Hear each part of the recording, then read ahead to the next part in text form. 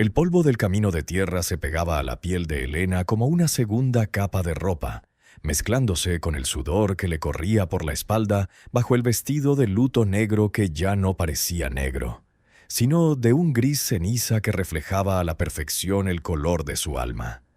Era marzo de 1978, y el sol de Durango no tenía piedad de nadie, y menos de una madre soltera de 32 años que llevaba a un bebé de 6 meses en un brazo, arrastraba una maleta destartalada en el otro y guiaba a otros 3 niños que caminaban detrás de ella como patitos asustados, siguiendo a su madre hacia un destino incierto.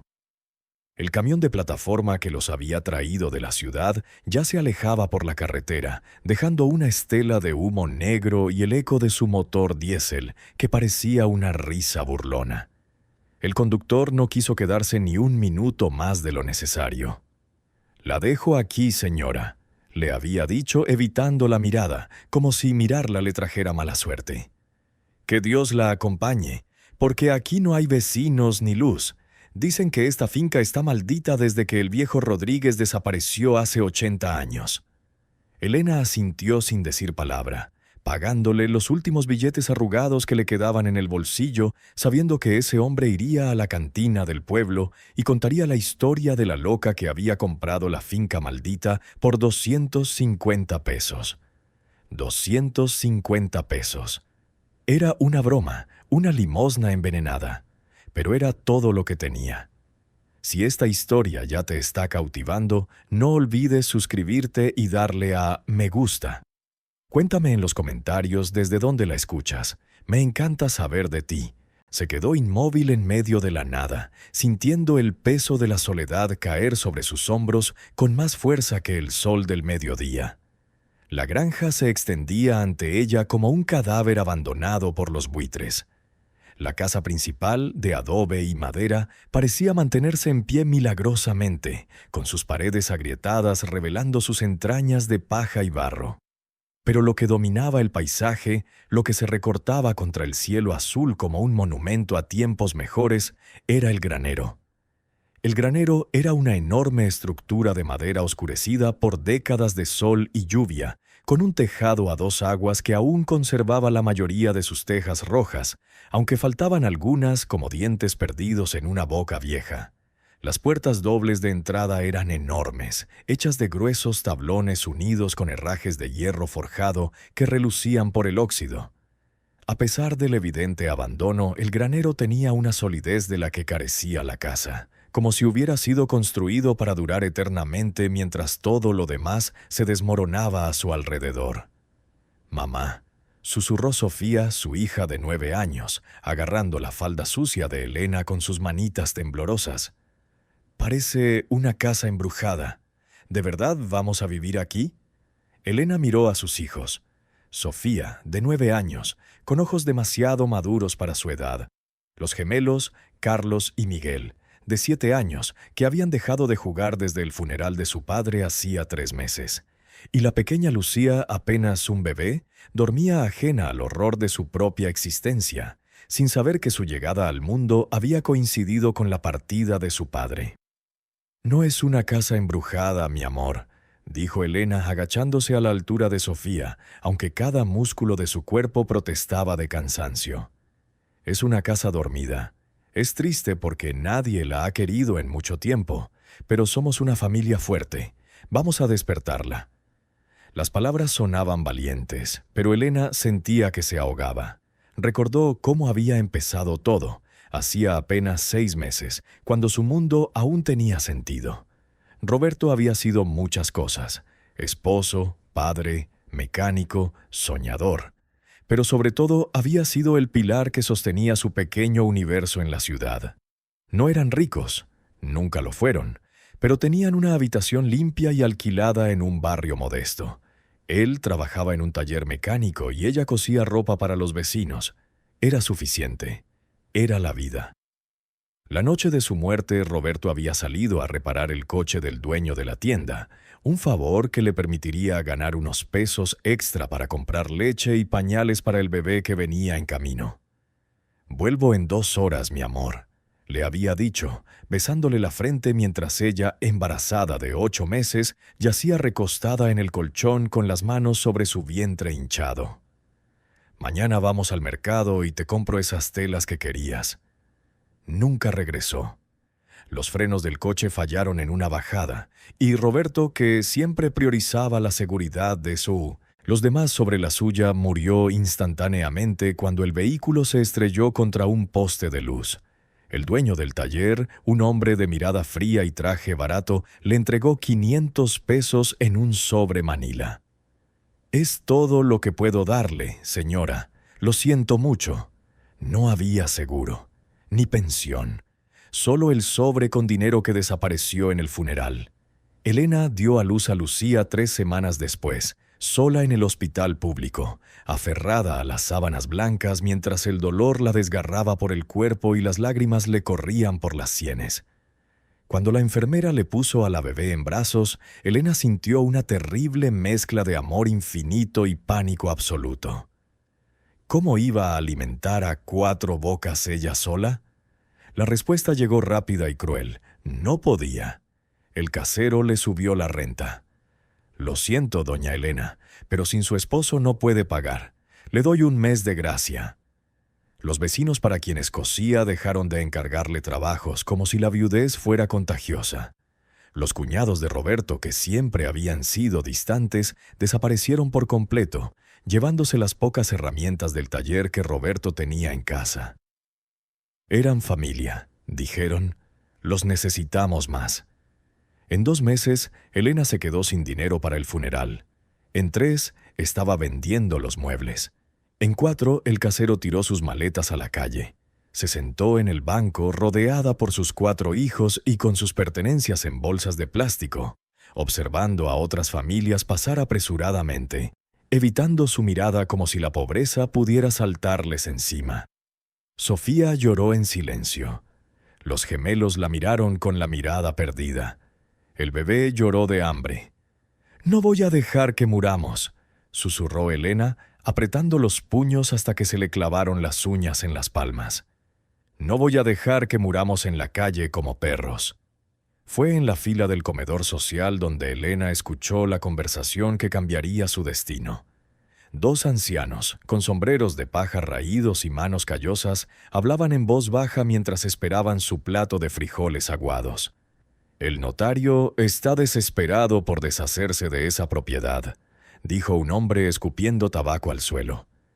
«La finca Rodríguez está abandonada desde que el viejo desapareció en el 98. Dicen que nadie dura más de una semana allí». «Oí que hay algo malo en ese lugar», respondió el otro santiguándose. «Mi padre me contó que, de niño, el viejo Rodríguez era el hombre más rico del valle. Tenía ganado, caballos y cosechas que parecían bendecidas por Dios. Pero de la noche a la mañana, todo se fue al garete. El ganado empezó a morir sin motivo, las cosechas se marchitaron y una noche Rodríguez salió al granero y nunca más lo vieron. Encontraron la puerta del granero cerrada por dentro, pero él no estaba dentro. Fue como si se lo hubiera tragado la tierra». «Tonterías», refunfuñó el primero. «Es que nadie quiere vivir en medio de la nada sin agua ni luz. El notario lo ofrece por una miseria, pero ni siquiera lo aceptan gratis». Elena sintió un vuelco en el corazón. Propiedad, terreno, un lugar donde sus hijos pudieran tener un techo, aunque fuera de tejas rotas y paredes agrietadas. Se acercó a los hombres con el bebé en brazos. «Disculpe», dijo con voz temblorosa pero firme. «¿Dónde puedo encontrar a ese notario?» Los 2 ancianos la miraron de arriba a abajo, fijándose en su ropa raída, su rostro demacrado y el bebé delgado que llevaba en su vientre. Uno de ellos negó con la cabeza. «No querrá ir allí, señora. Es un lugar maldito». «Ya estoy maldita», respondió Elena. «¿Qué más me puede pasar?» La notaría olía a papel viejo y desesperación. El abogado Mendoza era un hombre de unos 50 años, con bigote canoso y gafas gruesas que le daban el aspecto de un búho cansado. Cuando Elena entró con sus 4 hijos, el hombre suspiró profundamente, como si supiera exactamente qué clase de tragedia se acercaba a su escritorio. «Vengo por la finca Rodríguez», dijo Elena sin rodeos, dejando al bebé descansar en su regazo. «Oí que la vas a vender». El notario se quitó las gafas y las limpió con un pañuelo amarillento. «Señora, esa propiedad no es para usted. Está a 40 kilómetros del pueblo más cercano. No hay agua corriente ni electricidad. La casa se está cayendo a pedazos. Y...» Hizo una pausa torpe. «¿Y qué?», presionó Elena. «Y tiene fama. Los habitantes del pueblo ni siquiera quieren acercarse. Dicen que el granero está embrujado, que hay ruidos por la noche, que la tierra está maldita. Supersticiones sin sentido, claro, pero ¿cuánto cuesta?». El notario suspiró nuevamente. 250 pesos. Y le advierto que una vez que firme y pague, no hay reembolsos. La propiedad se vende tal como está. Elena abrió su desgastado bolso y sacó un sobre manila arrugado. Dentro estaban los últimos 250 pesos que le quedaban. Era el dinero que había ahorrado para emergencias, escondido en el dobladillo de su falda. Era todo. «Estoy lista para firmar», dijo. El notario la miró largo rato y Elena vio en sus ojos una mezcla de compasión y admiración. «O es una mujer muy valiente o está muy desesperada», murmuró entregándole los papeles. «Espero que sea lo primero». «Soy ambas cosas», respondió Elena cogiendo el bolígrafo. Firmó con su nombre completo.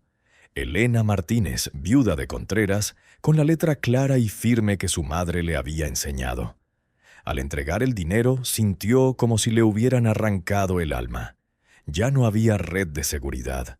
No había vuelta atrás. El notario le entregó 2 grandes llaves de hierro, pesadas y frías como el hielo. «Que Dios la acompañe, señora Elena», dijo, y por primera vez su voz tenía un tono de respeto. «Lo va a necesitar». Ahora, de pie frente a la casa de campo bajo el implacable sol de marzo, Elena sentía el peso de aquellas llaves en su bolsillo como si fueran de plomo. Los niños la miraban fijamente, esperando instrucciones, con la esperanza de que su madre, la única persona que tenían en el mundo, supiera qué hacer. «Vamos», dijo Elena acomodándose al bebé en la cadera. «Primero exploraremos la casa, luego pensaremos en el granero». Caminaron por el sendero cubierto de maleza seca. La puerta principal de la casa estaba entreabierta, como una boca que los invitaba a entrar. Elena empujó con el hombro, y la puerta se abrió con un gemido largo y profundo que hizo que los gemelos se abrazaran. El interior olía a confinamiento, a tierra húmeda y a algo dulce y nauseabundo, como flores marchitas dejadas en un jarrón durante meses. La luz del sol se filtraba por las ventanas sin cristales, revelando una sala principal desolada donde el polvo flotaba en el aire denso, formando columnas doradas que danzaban sin música. El resto de los muebles estaban cubiertos de sábanas grises cubiertas de telarañas. Una mesa de madera maciza se alzaba en el centro, sillas rotas colgaban cerca y un viejo oratorio se agazapó en un rincón. Todo estaba inmóvil, congelado en el tiempo. «Huele raro», dijo Carlos tapándose la nariz. «Es que hace mucho que no vive nadie aquí», mintió Elena. «En cuanto abramos todas las ventanas y limpiemos, olerá mejor». Exploraron las habitaciones. Había 3 habitaciones pequeñas con colchones podridos sobre catres de metal oxidado. La cocina tenía una vieja estufa de leña y un fregadero seco. No había agua corriente. «¿Dónde nos vamos a bañar?», preguntó Sofía en voz baja.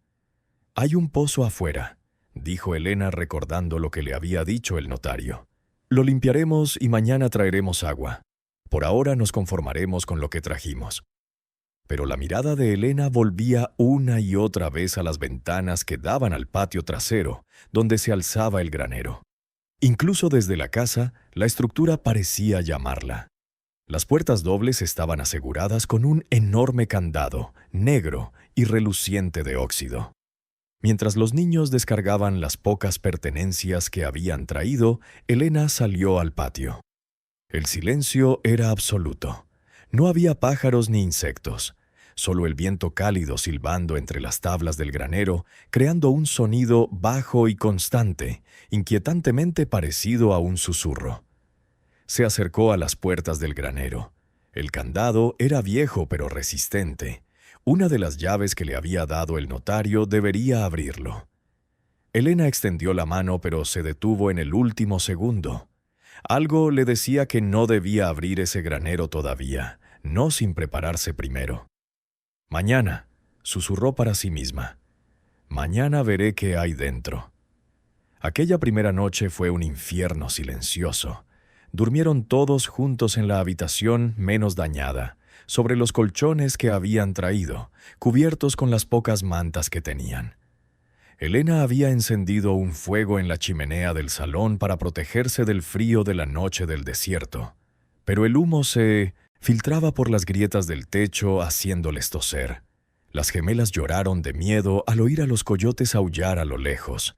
Sofía se aferró a Elena sin decir palabra, pero su cuerpo temblaba. La pequeña Lucía, que había estado inquieta todo el día, finalmente se durmió, agotada. Elena no durmió. Se sentó a contemplar el fuego, escuchando los sonidos de la granja, el viento sacudiendo las ventanas, el crujido de la madera vieja y algo más. Alrededor de las 3 de la mañana, cuando la luna estaba alta y brillante, Elena escuchó un sonido que le heló la sangre. Toc, toc, toc. Él venía del granero. No era el viento, no era un animal. Era un golpeteo rítmico y deliberado, como si alguien aporreara la puerta desde dentro, pidiendo que lo dejaran salir. Elena se levantó lentamente, con el corazón latiéndole con fuerza. Se acercó a la ventana que daba al patio y miró hacia el granero. Las puertas seguían cerradas. No había nadie afuera. Pero los golpes continuaban. Toc, toc, toc. Y entonces, tan repentinamente como habían comenzado, se detuvieron. El silencio que siguió fue peor que el ruido.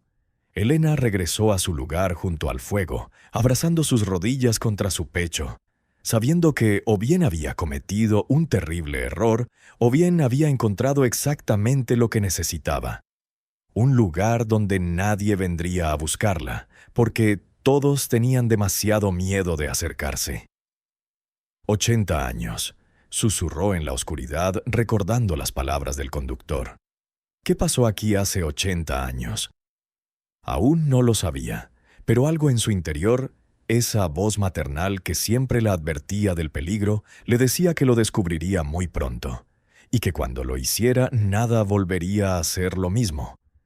Amaneció con una luz grisácea y polvorienta que se filtraba por las ventanas sin cristales, trayendo consigo un calor que prometía ser implacable antes del mediodía. Elena se había quedado dormida apenas 1 hora antes del amanecer, con la espalda contra la pared y la pequeña Lucía durmiendo sobre su pecho. Al abrir los ojos, sintió que cada músculo de su cuerpo protestaba con un dolor sordo que le recordó que ya no era la veinteañera capaz de trabajar 12 horas seguidas. Los niños seguían dormidos, acurrucados como cachorritos buscando calor, aunque el frío de la noche ya se había disipado. Elena los dejó descansar un poco más mientras se levantaba con cuidado, estirando las piernas entumecidas y caminando hacia la cocina, sus pasos crujiendo en el viejo suelo de madera.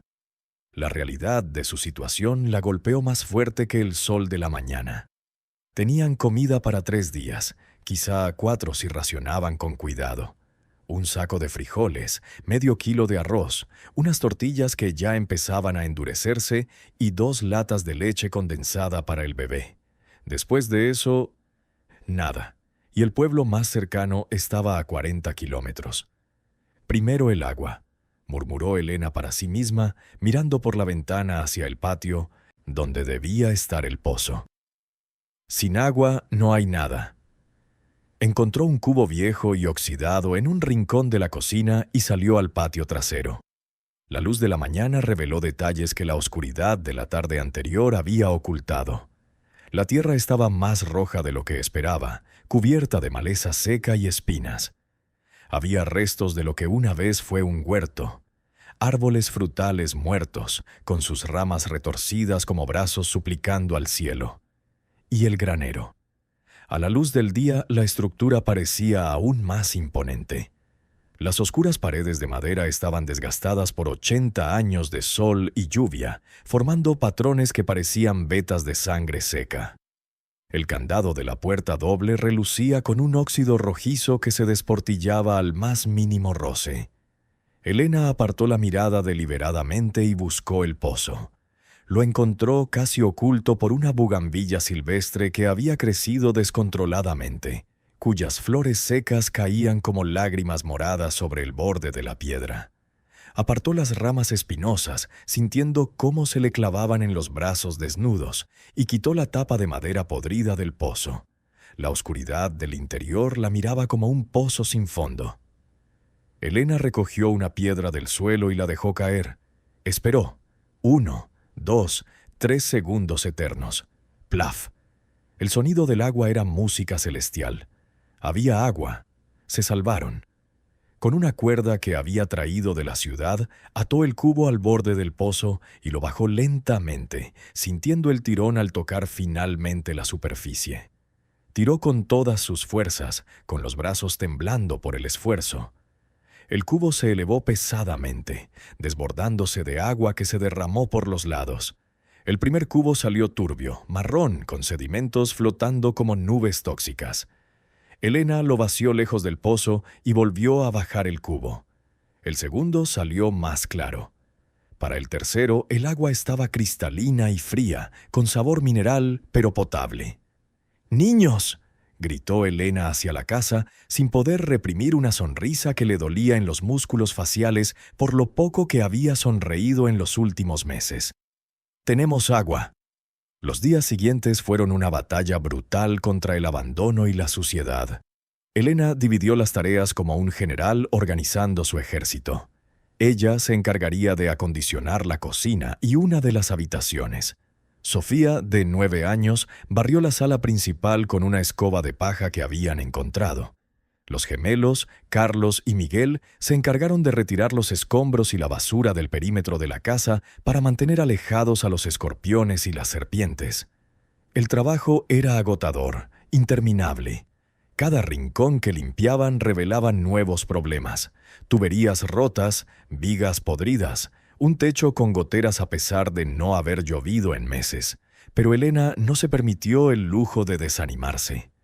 Cada pequeña victoria, una habitación limpia, una ventana reparada con cartón y cinta adhesiva, una comida caliente cocinada en la estufa de leña, era un paso más lejos de la calle y un paso más cerca de la supervivencia.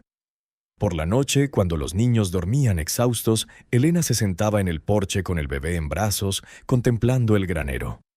Los golpes que había oído la primera noche no se habían repetido, pero la sensación de que algo la esperaba dentro de aquella estructura nunca la abandonó.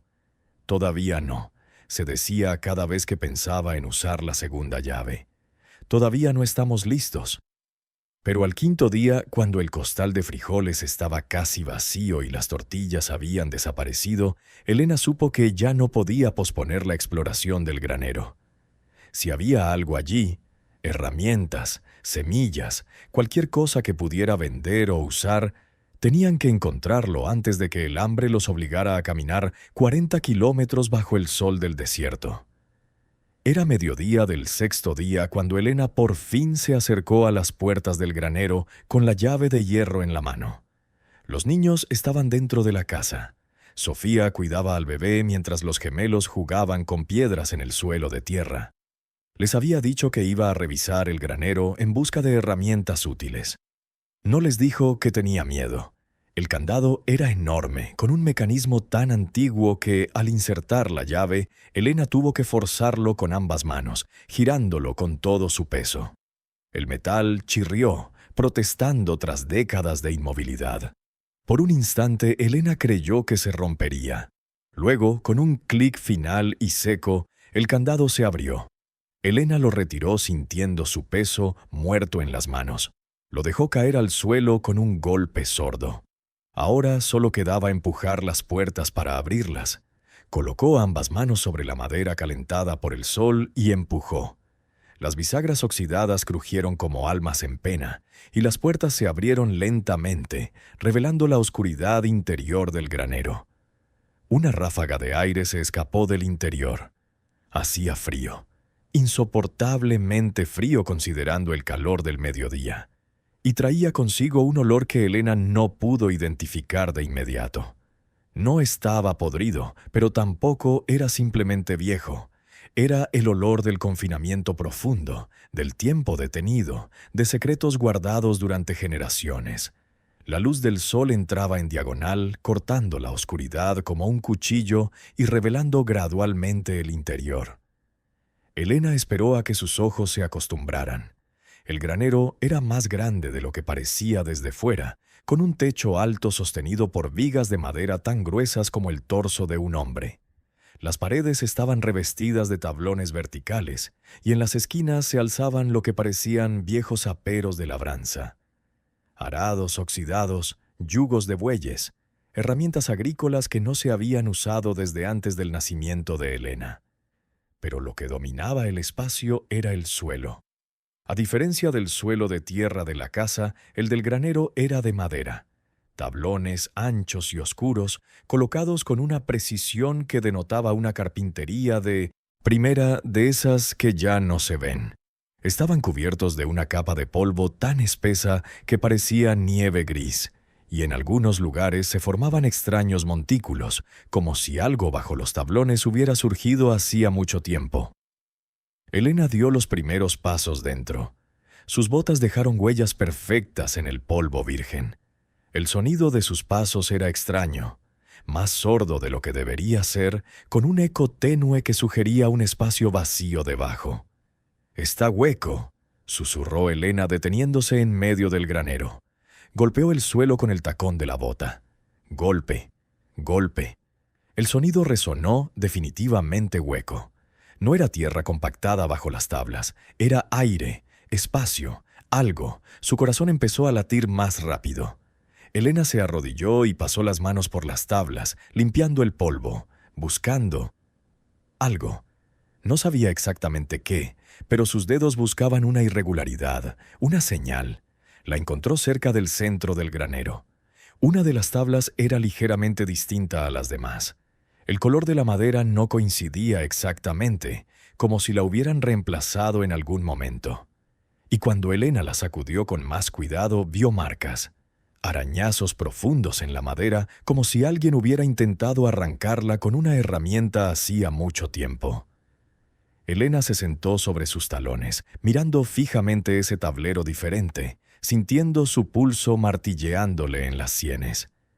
«¿Qué estás ocultando?», murmuró al granero silencioso. Necesitaba herramientas.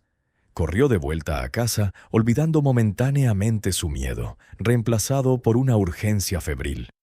Encontró la barra de hierro oxidada que había visto en la cocina, probablemente un resto de alguna vieja rejilla, y regresó al granero casi sin aliento. Los niños la vieron pasar como un borrón, pero no preguntaron. Estaban acostumbrados a ver a su madre en constante movimiento, luchando contra un enemigo invisible llamado supervivencia. Elena insertó el extremo de la barra entre dos tablas, justo donde había visto los arañazos. Usó todo su peso para abrirla. La madera crujió, protestó. Elena gruñó, empujando con más fuerza, sintiendo los músculos de sus brazos temblar por el esfuerzo. Grieta. El tablero se elevó unos centímetros. Elena jadeó, recolocó la barra y volvió a empujar. Esta vez, la tabla se levantó lo suficiente como para que pudiera deslizar los dedos por debajo. Tiró con todas sus fuerzas, y la tabla, clavada con clavos de 80 años y oxidados, se desprendió con un chirrido agudo que resonó por todo el granero. Abajo había oscuridad. Elena se inclinó sobre el hueco que había creado, dejando que sus ojos se acostumbraran. No era simplemente el espacio entre el suelo y la tierra, era una cavidad intencionada. Con manos temblorosas quitó otra tabla, y otra, y otra. Lo que reveló la hizo caer hacia atrás, sentándose abruptamente en el suelo polvoriento, con el corazón latiendo tan fuerte que podía sentirlo en la garganta. Debajo, del suelo del granero había una cámara. No era grande, quizá 2 metros cuadrados, pero estaba revestido de ladrillo como un pequeño sótano o una bóveda. Y dentro de esa cámara, cubierta por una lona encerada que se había desintegrado parcialmente, había objetos. Elena bajó con cuidado al agujero, tocando el frío suelo de ladrillo con los pies. Era lo suficientemente bajo como para mantenerse en pie si se agachaba un poco. Extendió la mano hacia la lona y la sintió desmoronarse al tacto, convirtiéndose en polvo grasiento. Debajo había cajas de madera, 3 de ellas del tamaño de cajas de zapatos, pero más pesadas, y junto a las cajas, envuelto en una tela que antes era blanca, había algo rectangular y plano. Elena tomó primero el objeto envuelto. Lo desenvolvió con cuidado y la tela se desmoronó en sus manos como telarañas. Era un libro. Un libro de contabilidad de cuero negro con esquinas reforzadas con metal. En la portada, grabada en letras doradas oscurecidas por el tiempo, había una fecha. 1898, 80 años. Hace exactamente 80 años. Con manos temblorosas, Elena abrió el libro. Las páginas eran de papel grueso, amarillento, pero sorprendentemente bien conservado. La primera página tenía una caligrafía elegante y apretada, escrita con tinta negra que se había vuelto marrón. Este libro es el testimonio de Augusto Rodríguez. Si alguien lo encuentra, que Dios se apiade de mi alma y que la verdad finalmente salga a la luz. Lo que hice, lo hice por amor, pero el amor a veces nos convierte en monstruos. Elena sintió un escalofrío que no tenía nada que ver con la temperatura de la habitación. Pasó la página y empezó a leer, aunque la luz que entraba desde arriba apenas era suficiente. Las páginas siguientes detallaron la vida de Augusto Rodríguez en 1898. Hablaron de su próspera finca, su ganado y sus abundantes cosechas. Pero también de su hermano menor, Sebastián, quien había llegado a la finca huyendo de algo que el libro no especificó inicialmente. Elena hojeó las páginas más rápido, buscando. Y entonces lo encontró. La entrada del 15 de noviembre de 1898. Sebastián me confesó la verdad hoy. El dinero que trajo no es de su trabajo en las minas, como dijo. Es del robo a la caravana bancaria en San Luis. Trajo 3 cajas llenas de monedas de oro y plata, más dinero del que veré en mi vida. Me lo ofreció todo si lo escondía aquí, si lo protegía de los federales que lo buscan. Le dije que no. Le dije que se fuera. Pero tiene una bala en el costado. Se está muriendo. Y con sus últimas fuerzas me dijo: «Hermano, si me entregas te ahorcarán a ti también. Somos de la misma sangre, pero si me escondes, si guardas este secreto, todo será tuyo. Construye algo, vive bien. Eso es lo que yo hubiera querido». Murió esa noche en mis brazos. Lo enterré bajo el granero, en la cámara que cavé durante 2 semanas, trabajando solo de noche. Nadie sabe que está aquí. Y el dinero, el maldito dinero. Elena dejó de leer con las palabras danzando ante sus ojos. Miró las 3 cajas de madera. Con dedos que no parecían los suyos, abrió la primera. El resplandor dorado la cegó. Monedas. Cientos de monedas antiguas de oro con el águila mexicana datan del siglo XIX. Y debajo de las monedas, envoltorios de tela que contenían más metales preciosos, pequeños lingotes, joyas, todo mezclado. Elena abrió la segunda caja. Más de lo mismo. La tercera estaba llena de monedas de plata, tantas que no podía contarlas. Ella estaba allí, arrodillada en la cámara secreta debajo del granero, contemplando una fortuna que había estado esperando 80 años a ser encontrada. Elena cerró las cajas con manos temblorosas y releyó el libro, esta vez con más atención. Las entradas posteriores eran cada vez más erráticas y su letra se convertía en garabatos desesperados. Augusto Rodríguez escribió sobre cómo el dinero lo había maldecido. Tras esconder a su hermano y el oro, la culpa lo consumía. Empezó a ver a su hermano en sueños. El ganado empezó a morir. Las cosechas se arruinaron. Los habitantes del pueblo empezaron a murmurar que la granja estaba maldita. La última entrada está fechada 3 meses después del entierro. Ya no aguanto más. Los federales vinieron hoy a preguntar por Sebastián. Les dije que no lo había visto. Mintieron, pero sé que volverán. Y sé que si investigan lo encontrarán. Lo encontrarán a él y al dinero, y me colgarán. He decidido irme esta noche. Dejaré la granja tal como está. Sellaré el granero por dentro para que nadie pueda entrar, y desapareceré. Que piensen que la maldición me llevó también, que piensen lo que quieran. Si alguien encuentra esto algún día, que sepa que el dinero está maldito, está manchado de sangre, solo trae muerte. Ojalá nunca lo hubiera visto. Eso fue todo. El libro terminó ahí. Elena se sentó en el frío suelo del sótano, apretando el libro contra su pecho. Ahora entendía por qué el granero había estado sellado durante 80 años. Augusto Rodríguez había sellado su secreto y desaparecido, dejando la leyenda de la maldición para mantener alejados a los curiosos. Pero no había ninguna maldición.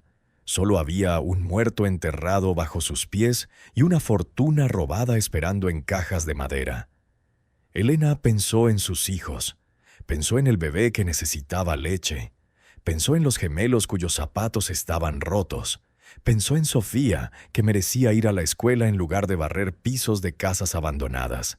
El dinero estaba manchado de sangre. Era cierto. Pero sus hijos también morían, no por las balas, sino lentamente, de hambre y desesperación. «Perdóname», susurró Elena en el silencio de la cámara, aunque no sabía si le hablaba a Dios, al hombre enterrado bajo sus pies o a su propia conciencia. «Pero mis hijos necesitan vivir». Sacó una sola moneda de oro de la primera caja, una moneda con el águila mexicana y la fecha de 1895. La apretó en su puño hasta que el metal marcó la piel de su palma.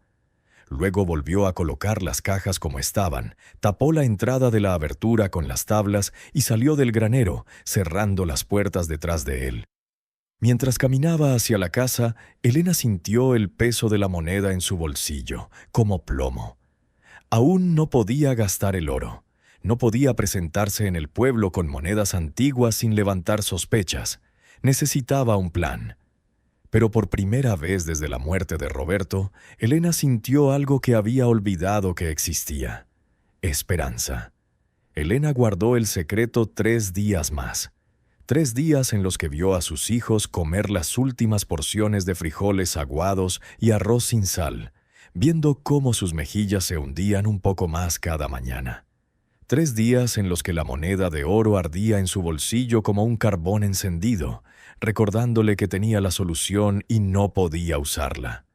La pequeña Lucía había empezado a llorar con un llanto débil y ronco que te partía el corazón. Se había acabado la leche condensada, y Elena solo podía darle agua con un poco de azúcar. No era suficiente. La pequeña estaba perdiendo peso. Su piel se estaba volviendo translúcida como papel de seda. «Mamá», dijo Sofía la mañana del 9º día, con los ojos llenos de lágrimas que se negaba a dejar caer. «Lucía tiene mucho calor. Creo que tiene fiebre». Elena tomó a la bebé en brazos y sintió el calor que irradiaba su pequeño cuerpo. Le ardía la frente. Respiraba agitadamente y superficialmente. Elena reconoció los síntomas. Había visto suficientes bebés enfermos en el barrio pobre de la ciudad. Deshidratación, desnutrición. Si no recibía ayuda pronto, su hija moriría. La decisión se tomó sola. «Sofía», dijo Elena con firmeza, envolviendo a la bebé en una manta. «Tú estás al mando. Cuida de tus hermanos. No dejes entrar a nadie en casa. Si viene un extraño, escóndete en la trastienda y no salgas hasta que yo regrese. ¿Entiendes?» Los ojos de Sofía se abrieron de par en par por el miedo, pero asintió. A los 9 años ya había aprendido que la supervivencia requería valentía. «¿A dónde vas?» «Al pueblo. Voy a buscar medicinas y comida. Regresaré antes del anochecer. Elena no mencionó la moneda de oro. No mencionó el riesgo que corría. El camino al pueblo era un infierno de polvo y sol. Elena caminó durante 2 horas bajo el calor implacable, con el bebé envuelto contra su pecho y la moneda escondida en el dobladillo de su falda. Cada paso era una agonía. Sus pies descalzos sangraban por las afiladas piedras del sendero, y la sed le resecaba la garganta hasta que le ardía. Cuando por fin divisó las primeras casas de adobe del pueblo de San Rafael, Elena sintió tal alivio que le temblaron las rodillas. Pero ese alivio duró solo un segundo antes de ser reemplazado por la paranoia. ¿A quién podía recurrir? No podía entrar en una tienda y sacar una moneda de oro de 1895. Levantaría sospechas de inmediato. La confundirían con una ladrona o pensarían que había saqueado una tumba. En el mejor de los casos, la estafarían. En el peor, la arrestarían. Elena se detuvo en la plaza del pueblo bajo la tenue sombra de un mezquite y observó. Era día de mercado. Puestos improvisados vendían verduras, telas y herramientas. La gente iba y venía, regateando precios con voces que se mezclaban en un murmullo constante. Entonces vio algo que le llamó la atención. Una pequeña tienda con un letrero descolorido que decía «Compra y venta, antigüedades». La pintura se estaba descascarando y la puerta entreabierta revelaba un interior oscuro lleno de montones de objetos. Elena respiró profundamente y entró. El interior olía a polvo y a tiempo detenido. Las paredes estaban cubiertas de estanterías abarrotadas de objetos olvidados. Relojes sin manecillas, platos de porcelana agrietados, herramientas oxidadas, libros con páginas amarillentas. Tras el mostrador se encontraba un anciano, tan arrugado que parecía una de las antigüedades que vendía. Llevaba unas gafas gruesas que le agrandaban la vista, dándoles la apariencia de un búho. «Buenas tardes», dijo Elena suavemente acercándose al mostrador. El anciano la miró de arriba abajo, observando su ropa raída, su rostro demacrado, el bebé enfermo en brazos. Sus ojos se detuvieron un instante más de lo necesario, como si leyera una historia completa en cada línea de cansancio de su rostro. «¿Qué está buscando, señora?» «No estoy mirando. Estoy aquí para vender». Elena sacó con cuidado la moneda del dobladillo de su falda, asegurándose de que nadie más en la tienda la viera. La colocó sobre el mostrador con la fecha hacia arriba. El anciano permaneció inmóvil. Tomó la moneda con dedos ligeramente temblorosos, no por la edad, sino por la emoción contenida. La levantó a la luz que entraba por la ventana polvorienta, dándole vueltas y examinándola con ojos expertos. 1895, murmuró. Águila mexicana, oro de 21 quilates, estado excelente. Miró a Elena. ¿Dónde la conseguiste? Era de mi abuela, mintió Elena sin pestañear. Es todo lo que me dejó. Necesito dinero para medicinas. Mi hija está enferma. Era una mentira evidente, pero funcionó porque contenía algo de verdad. La desesperación en su voz era real. El anciano la miró fijamente durante un buen rato. Luego volvió a mirar la moneda. «Te doy 500 pesos». Era una cantidad enorme. Con 500 pesos podría comprar comida para 2 meses, medicinas y ropa para los niños. Pero Elena había visto las otras cajas en el congelador. Sabía que ese dinero valía mucho más. 800, dijo con voz firme. El anciano sonrió, una sonrisa sin dientes que no llegaba a sus ojos. 600, esa es mi última oferta, y ni siquiera voy a preguntar de dónde salió. Elena asintió. No tenía poder de negociación. Necesitaba el dinero ya. El anciano abrió una vieja caja fuerte detrás del mostrador y contó 6 billetes de 100 pesos. Los entregó junto con una advertencia. «No vuelva con más monedas como esta por un tiempo, señora. Las cosas valiosas llaman la atención. Y hay gente en este pueblo que hace preguntas incómodas». Elena tomó el dinero, se lo guardó en el bolsillo y salió de la tienda sin mirar atrás. No vio al hombre apoyado en la pared del callejón, observando a todos los que entraban y salían de la tienda de antigüedades. Don Fermín Salazar no era oficialmente el dueño de San Rafael, pero podría haberlo sido. Era dueño de la mitad de las tierras cultivables en un radio de 50 kilómetros. Tenía al alcalde en su bolsillo y nada ocurría en la región sin su conocimiento. Era un hombre de 60 años, con cabello plateado peinado hacia atrás, con brillo y ojos grises que parecían leer el alma de la gente. Su capataz, un hombre corpulento llamado Jacinto, conocido en el pueblo como la Víbora por su habilidad de atacar sin previo aviso, estaba patrullando el pueblo esa mañana cuando vio a Elena entrar a la tienda de antigüedades del viejo Cárdenas. Algo en la forma de caminar de la mujer, rápida, nerviosa, mirando por encima del hombro, despertó sus instintos. Jacinto la observó. Cuando Elena salió 20 minutos después, caminaba diferente. Más erguida, con dinero en el bolsillo. Jacinto esperó hasta que la mujer se fue y entró en la tienda. «Don Cárdenas», dijo con voz grave cerrando la puerta. «¿Qué le vendió la mujer?» El anciano palideció. Conocía a Jacinto. Todos en el pueblo lo conocían y le temían. «Nada que te concierna, Jacinto, solo algunas reliquias familiares. Muéstrame». No fue una petición, fue una orden. El anciano, con manos temblorosas, sacó la moneda de oro que guardaba en la caja fuerte. Jacinto la tomó y silbó suavemente. 1895. Oro puro. ¿De dónde dijo que lo sacó? Dijo que pertenecía a su abuela. ¿Y le creíste? El anciano no respondió. No había necesidad. Jacinto se guardó la moneda en el bolsillo. Un robo flagrante que el viejo no se atrevería a denunciar, y salió de la tienda. Su mente daba vueltas. Una mujer pobre que vivía en la granja maldita aparecía con oro antiguo. Eso solo podía significar una cosa. Había encontrado algo. Elena regresó a la granja al anochecer, cargando 2 pesadas bolsas llenas de comida, medicinas y ropa usada para los niños. Los encontró a todos escondidos en la trastienda, tal como les había indicado, con Sofía sosteniendo un cuchillo de cocina con manos temblorosas. «Mamá», sollozó Sofía al verla sollozando, soltando el cuchillo y corriendo a abrazarla.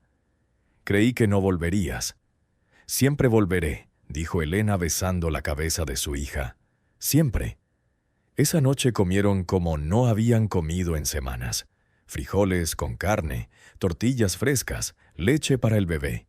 Elena le dio a Lucía el antibiótico que había comprado en la farmacia del pueblo, rezando para que no fuera demasiado tarde. Los niños se durmieron con el estómago lleno por primera vez en días. Elena permaneció despierta, observando la respiración del bebé, viendo cómo poco a poco la fiebre comenzaba a bajar. Habían sobrevivido otro día. Pero alrededor de las 10 de la noche, Elena escuchó un sonido que le heló la sangre. Un motor de camioneta acercándose por la carretera. Miró por la ventana y vio los faros atravesando la oscuridad, acercándose lenta y deliberadamente. La camioneta se detuvo a unos 50 metros de la casa, lo suficientemente cerca como para ser una amenaza, pero lo suficientemente lejos como para no ser un ataque directo. El motor se apagó. Alguien salió. Elena no podía ver quién era en la oscuridad, pero vio el resplandor de una brasa. Quienquiera que fuese fumaba, observando la casa, estudiándola. Pasaron 5 minutos eternos, 10, 15. Entonces, una voz profunda rompió el silencio de la noche. «Señora, sé que está despierta. Solo vine a darle un mensaje». Elena no respondió. Tomó el viejo rifle que había encontrado en la casa. Probablemente no funcionaba, pero el intruso no lo sabía, y lo apuntó a la ventana. Don Fermín Salazar se enteró de que compró la finca Rodríguez. Quiere hacerle una oferta. 1,000 pesos por la propiedad. Es un buen precio para una ruina. Elena sintió que se le secaba la boca. 1,000 pesos eran 20 veces más de lo que había pagado. En circunstancias normales sería una fortuna, pero sabía lo que había debajo del granero. Sabía que si lo vendía, ese hombre, Don Fermín acabaría encontrando el tesoro. «No está en venta», gritó Elena desde la ventana oscura. El hombre se rió con una risa sin humor que sonaba como una amenaza. «Todo está en venta, señora, todo. Piénselo bien. Don Fermín es un hombre generoso, pero su paciencia tiene un límite. Le doy 3 días para que lo piense». La brasa del cigarrillo titiló cuando el hombre la tiró al suelo y la aplastó con el pie.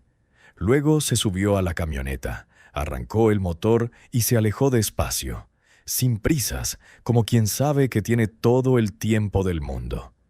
Elena estaba de pie junto a la ventana, temblando, agarrando el rifle inútil. Ellos lo sabían. No sabían exactamente qué era. La habían encontrado, pero sospechaban. Y ahora la estaban buscando. Si esta historia te tiene al borde del asiento, asegúrate de suscribirte y activar las notificaciones para no perderte ninguna historia como esta. Tu apoyo significa todo para mí. La mañana siguiente trajo más problemas. Lucía se despertó sintiéndose peor. A pesar del antibiótico, la fiebre había regresado y ahora la bebé apenas lloraba. Solo emitía débiles gemidos que eran peores que los gritos. «Necesita un médico», dijo Sofía con la voz quebrada por el miedo.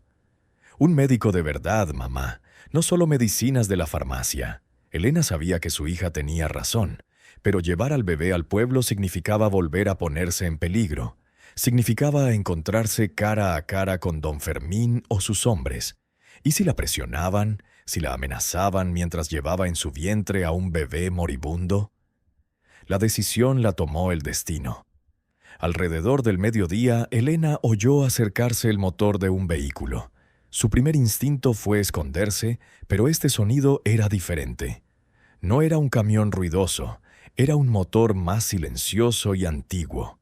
Miró por la ventana y vio un viejo Ford azul descolorido que levantaba polvo al pasar por la carretera. Se detuvo frente a la casa y un joven de no más de 30 años salió, vestido con ropa sencilla pero limpia. Vaqueros y camisa blanca. Llevaba un maletín negro. Elena salió al porche con el rifle en sus manos. «Quédate donde estás», gritó. El hombre levantó las manos mostrando que estaba desarmado. «Señora Contreras, me llamo Dr. Ramírez. Soy el médico del pueblo. Me dijeron en la farmacia que compró antibióticos para un bebé. Vine a ver si necesitaba ayuda». Elena lo miró con recelo. En su experiencia, nadie hacía nada gratis. Nadie venía a ayudar sin esperar algo a cambio. «No puedo pagarte», dijo con voz áspera. El médico sonrió, una sonrisa cansada pero genuina. «No vine por dinero. Vine porque soy médico y hay un niño enfermo. Razón suficiente». Algo en su voz, en la sinceridad de su mirada, hizo que Elena bajara el rifle. Asintió lentamente. «A probar». El doctor Ramírez examinó a Lucía con manos expertas y una expresión cada vez más seria. Le auscultó los pulmones, le tomó la temperatura y observó el color de su piel. «Tiene neumonía», dijo finalmente, guardando el estetoscopio. «El antibiótico que compraste es bueno, pero no es suficiente. Necesita inyecciones más fuertes e hidratación constante. Si la llevas al hospital de la ciudad, tiene buenas posibilidades. Si se queda aquí...» No terminó la frase. No era necesario. «No tengo dinero para el hospital», dijo Elena con la voz entrecortada. «Apenas tengo para comer». El médico la miró fijamente durante un largo rato. Luego miró alrededor de la casa. Las paredes agrietadas, los muebles rotos, los niños con ropas raídas observándolo desde los rincones. «¿Por qué compró esta finca, señora Contreras? Todo el pueblo piensa que está loca». Elena sintió que las lágrimas le quemaban los ojos, pero se negó a dejarlas caer. Porque no tenía a dónde ir, porque 250 pesos y una maldita casa era mejor que la calle con 4 niños. El médico asintió lentamente, como si eso tuviera mucho sentido para él. «Entiendo». Sacó varias jeringas y frascos de medicina de su maletín. «Estas inyecciones le bajarán la fiebre y le ayudarán con la infección. Le dejo suficiente para 5 días. Volveré mañana para ver cómo está». Le dije que no puedo pagar, insistió Elena, y le dije que no vine por el dinero. El médico empezó a preparar la primera inyección, pero si quiere pagarme con información, me serviría. Elena se tensó. ¿Qué tipo de información? Información de por qué don Fermín Salazar envió anoche a Jacinto a ofrecerle 1,000 pesos por esta propiedad. La sorpresa de Elena debió ser evidente porque el médico sonrió con tristeza. San Rafael es un pueblo pequeño, señora. Todo el mundo lo sabe todo. Y cuando a don Fermín le interesa algo, siempre hay una razón. Elena tomó una decisión que podría salvarla o condenarla. Necesitaba un aliado. Necesitaba a alguien que comprendiera por lo que estaba pasando. «Si te lo digo», dijo lentamente, «necesito saber que puedo confiar en ti. Necesito saber de qué lado estás». El médico terminó de ponerle la inyección a Lucía. Ella apenas se quejó, demasiado débil para llorar. Limpió la aguja y la guardó. Luego se sentó en una de las sillas rotas y miró a Elena directamente a los ojos.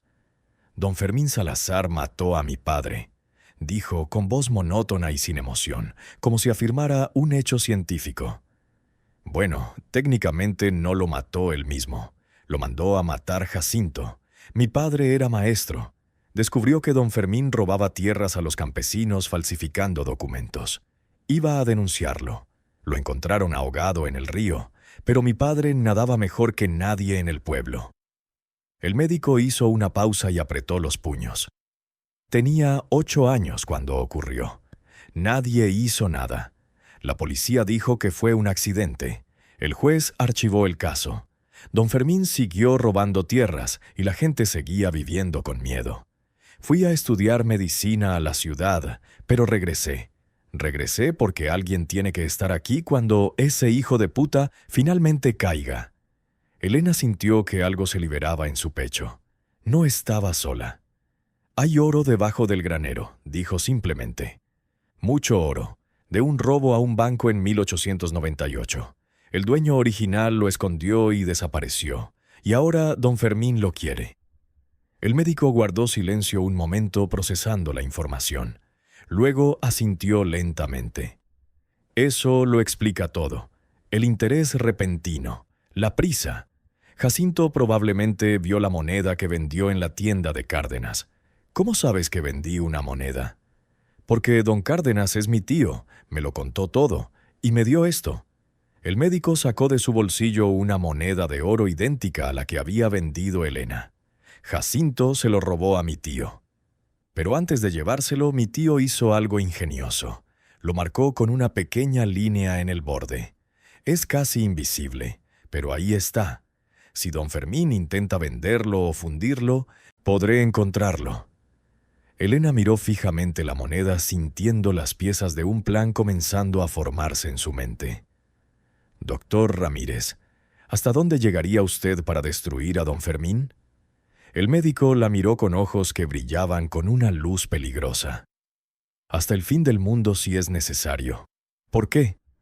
«Porque creo que puedo darle justo lo que necesita para hundirlo. Pero va a ser peligroso, y va a requerir que confiemos plenamente el uno en el otro». El médico extendió su mano. «Tenemos un trato». Elena le estrechó la mano sellando una alianza que lo cambiaría todo. Los 2 días siguientes transcurrieron en una tensa calma que presagiaba una tormenta. El doctor Ramírez venía todas las mañanas a ver a Lucía, quien empezaba a mejorar poco a poco gracias a las inyecciones. Durante estas visitas, él y Elena hacían planes. El plan era arriesgado pero sencillo. Necesitaban pruebas de los crímenes de don Fermín. Necesitaban documentos, testigos, algo lo suficientemente sólido como para llevarlo ante las autoridades estatales, no ante las locales, sobornadas. El oro bajo el granero sería su arma. Dinero suficiente para contratar abogados, viajar a la capital si fuera necesario, para protegerse. Pero primero necesitaban sobrevivir.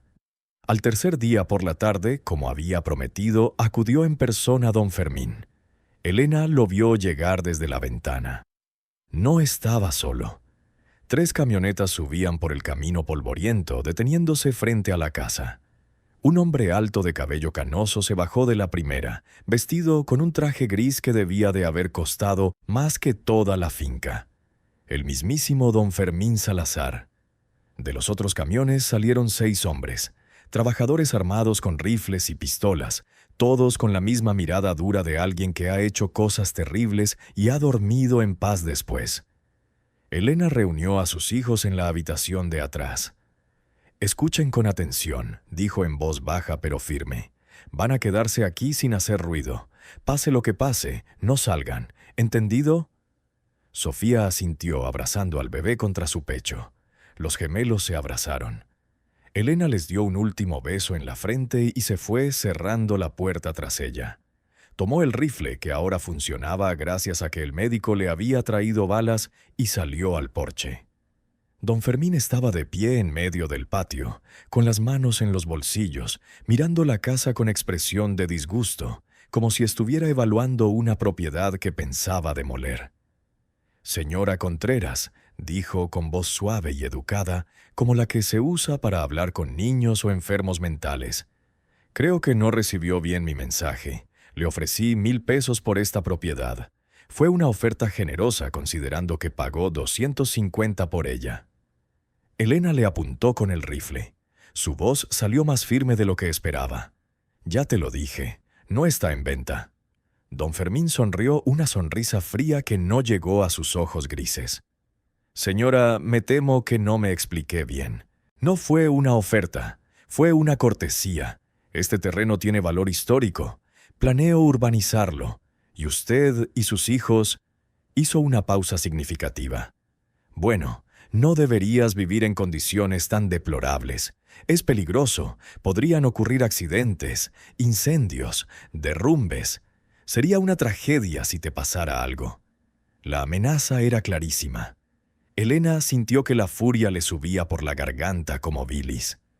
«Si me pasa a mí o a mis hijos», dijo con voz temblorosa, no de miedo, sino de rabia contenida. «Me aseguraré de que todos sepan por qué. Me aseguraré de que todo lo que ha ocultado salga a la luz». Don Fermín frunció el ceño. Entrecerró los ojos. «¿Qué ha ocultado? ¿De qué está hablando?» «Hablo del oro», dijo Elena jugando su carta más peligrosa. «El oro de 1898, el robo al banco, el hermano de Augusto Rodríguez enterrado bajo el granero junto con la fortuna. Todo está documentado, y si algo me pasa, esa documentación va directamente al gobernador». Era un farol a medias.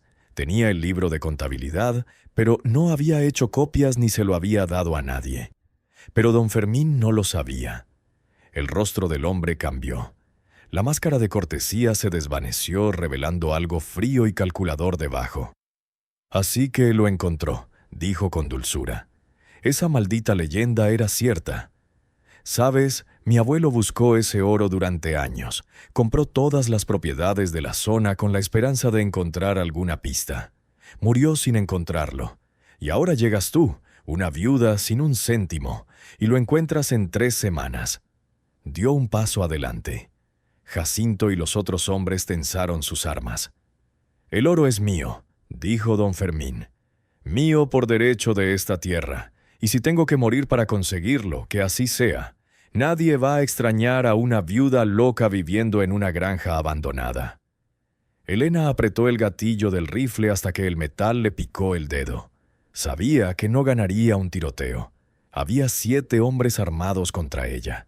Pero si iba a morir, mataría primero a don Fermín.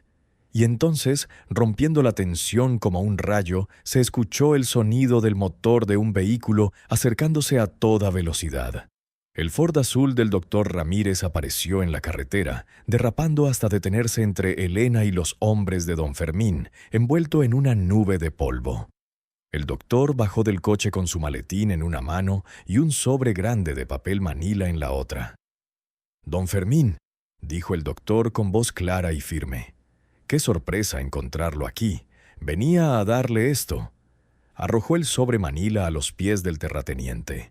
Don Fermín lo recogió lentamente, sin apartar la vista del doctor. «¿Qué es esto?» «Ábrelo y mira». Don Fermín abrió el sobre. Elena vio cómo su rostro pasaba de la curiosidad a la confusión y luego al horror. Dentro había documentos, copias de documentos, que mostraban transferencias de tierras falsificadas, firmas falsificadas y testimonios jurados de campesinos desposeídos. ¿De dónde sacó esto?, susurró don Fermín. De todas partes, respondió el doctor con una sonrisa nada amistosa. ¿Sabías que la gente guarda cosas? Recibos, contratos, cartas, y cuando el doctor del pueblo se gana su confianza con el paso de los años, le cuentan historias, le muestran pruebas.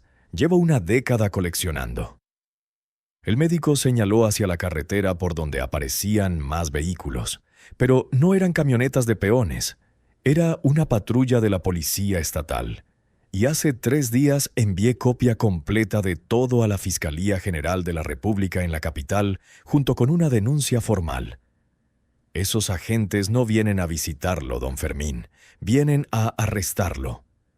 Elena observó cómo el rostro de don Fermín palidecía. Vio a Jacinto y a los demás hombres intercambiar miradas nerviosas.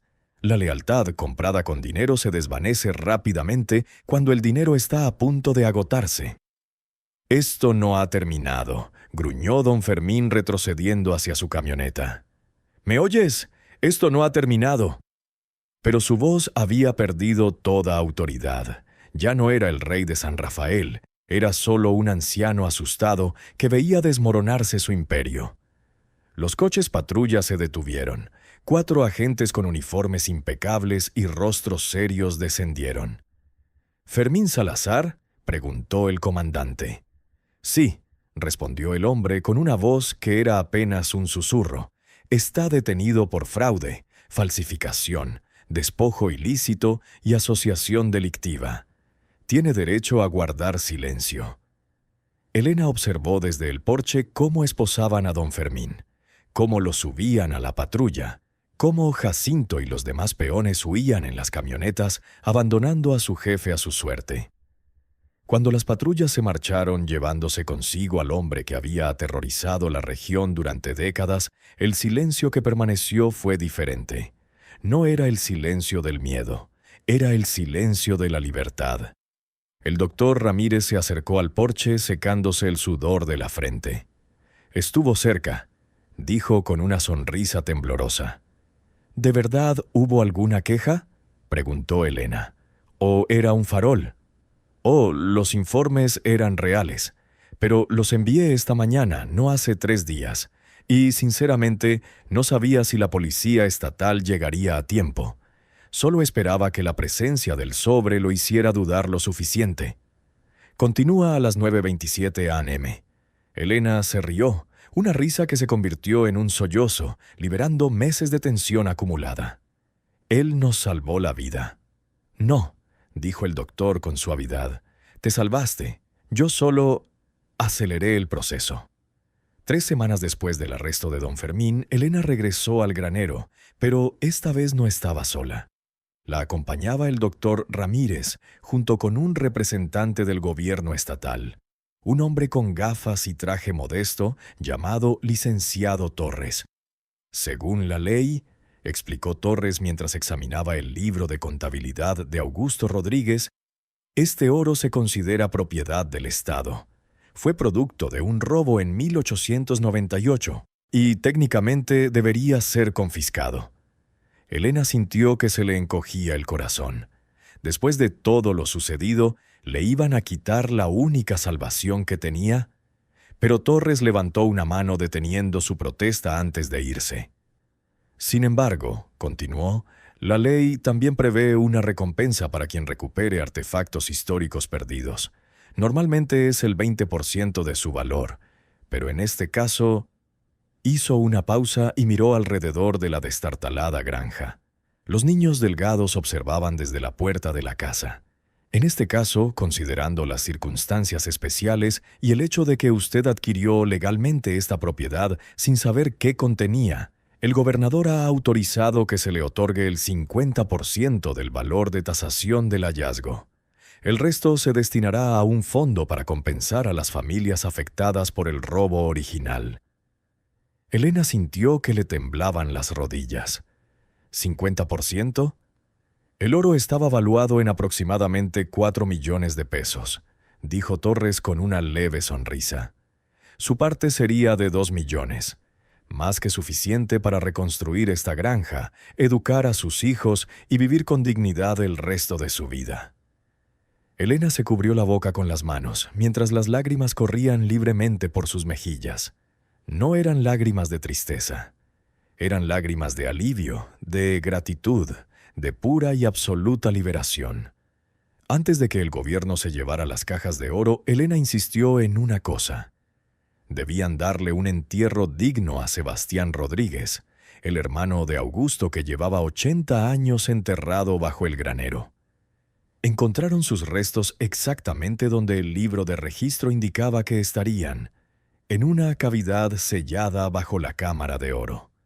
Los huesos estaban envueltos en lo que había sido una manta, junto con una medalla religiosa oxidada. El doctor Ramírez organizó un entierro sencillo en el pequeño cementerio de San Rafael. No había familiares que lo reclamaran, ni descendientes conocidos. Pero Elena sintió que era lo correcto. Sebastián Rodríguez había sido un ladrón, pero también un hermano querido, un hombre que murió joven y asustado. «Descansa en paz», murmuró Elena mientras bajaban el sencillo ataúd de madera. «Tu secreto ha sido revelado, tu historia ha sido contada. Ahora puedes descansar». Sofía apretó la mano de su madre. «¿Crees que está contento, mamá, de que lo hayamos encontrado?» Elena miraba el cielo azul de Durango, sintiendo la cálida brisa en su rostro. «Creo que sí, mi amor. Creo que por fin es libre». 2 años después, la finca Rodríguez ya no parecía maldita. La casa de adobe había sido reparada y pintada de un blanco brillante. Las ventanas tenían cristales nuevos que reflejaban el sol de la mañana. El huerto había sido replantado con árboles frutales jóvenes que prometían cosechas abundantes en pocos años. Y el granero que había guardado su secreto durante 80 años, ahora servía de taller de carpintería donde Elena había aprendido a fabricar muebles que vendía en el pueblo. Los niños estaban en la escuela del pueblo. Sofía, que ahora tenía 11 años, era la mejor alumna de su clase. Los gemelos jugaban al fútbol en el equipo local. Y Lucía, la bebé que casi muere de neumonía, corría por el patio con las mejillas sonrosadas y una risa que inundaba el aire. Elena había usado parte del dinero para ayudar a reconstruir el pueblo. Una nueva clínica donde el doctor Ramírez atendía gratuitamente a quien lo necesitara. Una escuela renovada. Un sistema de agua potable para las familias más pobres. Don Fermín Salazar estaba en prisión cumpliendo una condena de 20 años por sus crímenes. Su imperio había sido desmantelado y sus tierras robadas habían sido devueltas a sus legítimos dueños. Una tarde, mientras Elena trabajaba en el granero lijando una mesa de madera, oyó pasos. Levantó la vista y vio a una mujer mayor, de pelo blanco y rostro amable, parada en la puerta. «Señora Contreras», preguntó la mujer en voz baja. «Sí, ¿puedo ayudarte?» «Mi nombre es Catalina Rodríguez. Soy bisnieta de Augusto Rodríguez, el hombre que construyó esta finca». Elena dejó caer la lija. Se limpió las manos en el delantal y se acercó lentamente. No sabía que tenía familia. Éramos muy pocos, y la historia de esta granja... Bueno, mi familia nunca quiso hablar de ella, pero cuando supe lo que encontraste, cómo revelaste la verdad, sentí que debía venir a darte las gracias. La mujer extendió la mano y tomó las manos de Elena entre las suyas. Mi bisabuelo cometió errores terribles, pero al final, en su libro, mostró arrepentimiento. Y tú le diste a tu hermano un entierro digno. Trajiste paz a una historia que atormentó a mi familia durante generaciones. Gracias. Elena sintió que las lágrimas le picaban en los ojos. No tienes que agradecerme nada, solo hice lo correcto. Exactamente, dijo Catalina con una sonrisa. En un mundo donde pocos hacen lo correcto, eso lo es todo. Cuando la mujer se fue, Elena volvió a su trabajo, pero antes de seguir lijando, observó el granero. Las fuertes vigas, las paredes sólidas, el suelo de madera que ahora conocía todos sus secretos. «Gracias», susurró al vacío, «por mantenernos a salvo, por darnos un hogar, por el secreto que nos salvó». Y aunque era imposible, Elena habría jurado que sintió una brisa cálida que no venía de ninguna ventana, como si el propio granero hubiera respondido. Esa noche, mientras sus 4 hijos dormían seguros en sus camas, con el estómago lleno y sueños tranquilos, Elena estaba sentada en el porche mirando las estrellas. Había comprado una finca maldita por 250 pesos, sin saber que bajo su granero se escondía un secreto de 80 años. Se había enfrentado al hambre, a las amenazas y a la posibilidad de perderlo todo. Pero también había encontrado oro. No solo el oro de las cajas, sino el oro de la esperanza, de la dignidad restaurada, de un futuro que sus hijos merecían. Se había arriesgado a abrir las puertas del granero, y lo que encontró dentro no era una maldición. Fue un milagro. Gracias por escuchar hasta el final. Si esta historia te conmovió, compártela con alguien que necesite recordar que la esperanza existe incluso en los momentos más oscuros. Suscríbete si aún no lo has hecho, y nos vemos en la próxima historia.